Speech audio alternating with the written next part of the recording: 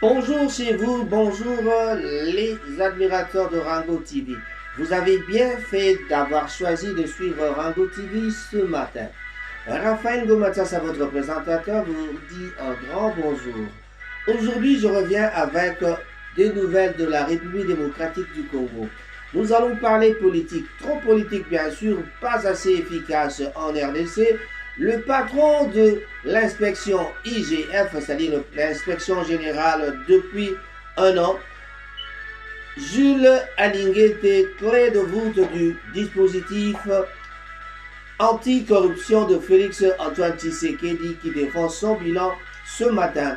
Voilà, ce sujet est celui de l'organisation des élections qui sont les principaux que commentent les médias congolais. Mais qu'est-ce qui se passe avec Jules Alinguete? Jules Alinguete a dit, cette fois-ci, tout le monde sera traqué, même si vous êtes proche du président de la République, proche du pouvoir, vous serez toujours traqué. Voilà. Sur ce, la Cour d'appel vient d'ailleurs d'annuler donc la décision de lever des immunités de Matata Mponyo par les avocats bien sûr. Le collectif des avocats du sénateur Matata Mponyo a déposé mardi 31 août à la Cour constitutionnelle une requête en constitutionnalité au sujet de la décision du bureau du Sénat levant donc les immunités du sénateur.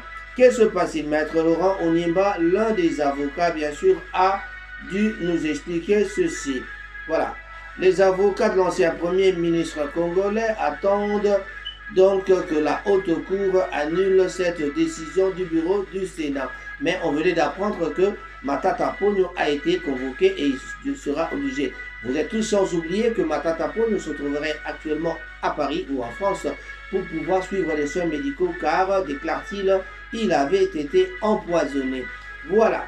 Désignation des animateurs de la CNI, commission mixte paritaire, dépose son rapport.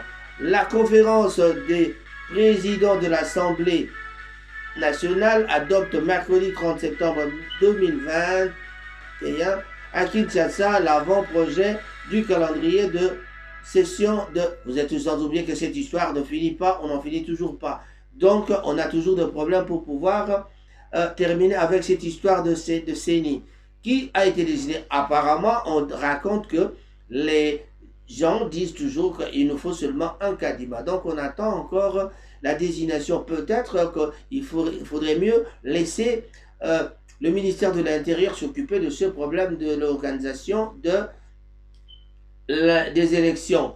Voilà. Maître José Panda, les mines congolais, donc les mines de la République démocratique du Congo, doivent faire l'objet d'une étude. Donc, d'après le ministre de la Recherche scientifique et Innovation Technologie, José Panda Kabangu, souhaite que toutes les mines de la République démocratique du Congo fassent l'objet d'une étude préalable pour arriver à savoir que quel est le potentiel de chaque minerai. Mais si on doit faire les études sur le minerai aujourd'hui, ce sera un peu difficile de comprendre ça. Comment pouvez-vous comprendre ça? Quelque chose, les minerais sont exploités depuis très longtemps. On commencerait seulement à faire les études sur le minerai aujourd'hui. Peut-être que vous êtes en retard. Donc voilà, la RDC n'avance pas. On croit peut-être avancer en faisant ça, mais ces études devaient être faites, ont déjà été faites depuis très longtemps. Monsieur le ministre, quelle manœuvre voulez-vous faire? Bon, c'est bon. On ne peut qu'encourager Monsieur le ministre José Panda Kabangu. Voilà. Au Congo central, on parle de l'arrestation de 2 collaborateurs du gouverneur Atumatu Bwana accusés de détournement de fonds. Mais on se pose la question de savoir qui est derrière le gouverneur Atumatu Bwana. Il a été accusé plusieurs fois par le gouvernement provincial. On a vu défiler des gens dans des émissions l'accusant de tout et de tout, le traitant de mauvais gouverneur, de la mauvaise gouvernance. Mais jusqu'aujourd'hui, Atumatu Bwana, au lieu d'arrêter Atumatu Bwana, on arrête ses collaborateurs.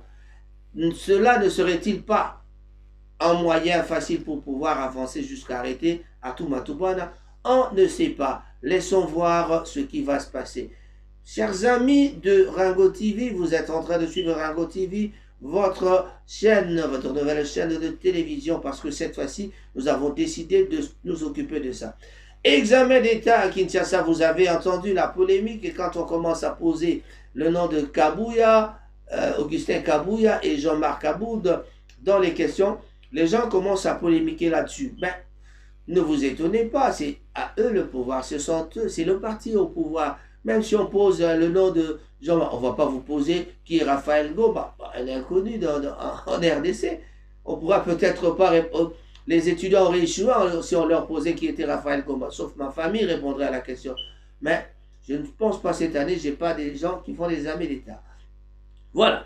Donc, examen d'État au Sud Kivu, certains chefs d'école en fuite avec l'argent.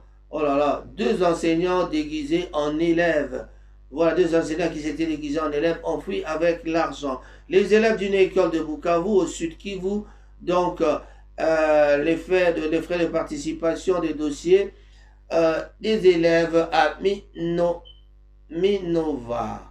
Voilà, donc dans le territoire de Kalehe au Sud Kivu, a indiqué donc mardi 31 août l'inspecteur principal provincial du Sud Kivu, Joseph Diangenda. Il ajoute que 2 enseignants déguisés en élèves mercenaires ont été arrêtés dans la salle présentant les examens à la place de leurs frères à Idjui. Oh là là là là là là. On commence à présenter des examens à la place des gens. En tout cas, c'est grave. Pensez-vous que parce qu'on est enseignant, on peut réussir, à moins que ce sont des enseignants qui avaient déjà des fuites d'informations, c'est-à-dire des fuites des examens. Chers amis, nous avons ainsi dit, Raphaël Ngomatsasa, votre présentateur, était là pour vous présenter. Eh bien, s'il faut dire bonjour aux gens, je dirais bonjour à tous les amis de Manchester et du monde entier. Je pense à Vivien Bonjeka, à Chitamil, je pense à Cyril Modogo, à Clayton, je pense à Lopez Sambi, le prêtre, comme on le dit tout le temps. Un grand bonjour à vous tous. Blaise Simbou Monta, ce n'est pas l'argent qui nous manque, mais c'est plutôt, ce sont plutôt les occasions qui nous manquent. Eh bien, on vous en donnera une des occasions pour pouvoir vous amuser. On ira chez Caribou pour pouvoir faire la fête un de ces 4 matins. On appellera un DJ tout à fait spécial un samedi après-midi. Je vous le promets, je le ferai. Raphaël Ngomatsasa vous dit au revoir et à tantôt.